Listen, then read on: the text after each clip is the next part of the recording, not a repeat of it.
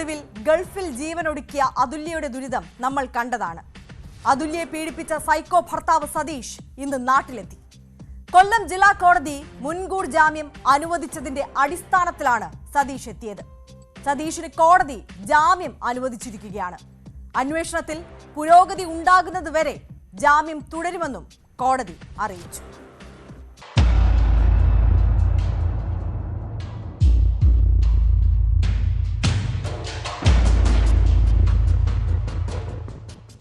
മുൻകൂർ ജാമ്യം ലഭിച്ചതിന്റെ അടിസ്ഥാനത്തിലാണ് ഇന്ന് പുലർച്ചെ സതീഷ് നാട്ടിലെത്തിയത്.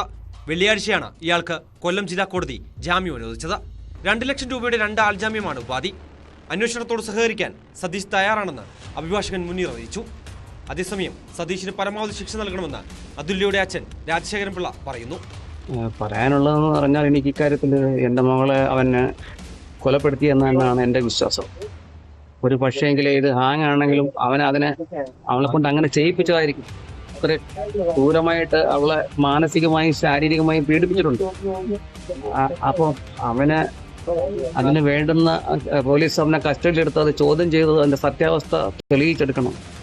മനസ്സിലായോ? അതാണ് എനിക്ക് ഇക്കാര്യത്തിൽ പറയാനുള്ളത്.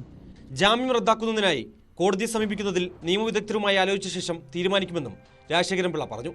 തെളിവുകൾ സഹിതമാണ് അതുല്യയുടെ കുടുംബം ചവറ തെക്കുംഭാഗം പോലീസിൽ പരാതി നൽകിയത്. മാതാപിതാക്കളുടെ മൊഴി രേഖപ്പെടുത്തിയ പോലീസ് സതീഷിനെതിരെ കൊലക്കുറ്റം ചുമത്തി കേസെടുത്തിരുന്നു. കൂടാതെ സ്ത്രീധന പീഡനം, ശാരീരിക പീഡനം തുടങ്ങിയ വകുപ്പുകളും ചുമത്തിയിരുന്നു. കൂടുതൽ പേരിൽ നിന്നും മൊഴിയടക്കം ശേഖരിച്ചിരുന്നു. രാവിലെ തിരുവനന്തപുരം വിമാനത്താവളത്തിലെത്തിയ സതീഷിനെ വലിയതുറ പോലീസ് പിടികൂടി ക്രൈംബ്രാഞ്ച് സംഘത്തിന് കൈമാറിയിരുന്നു.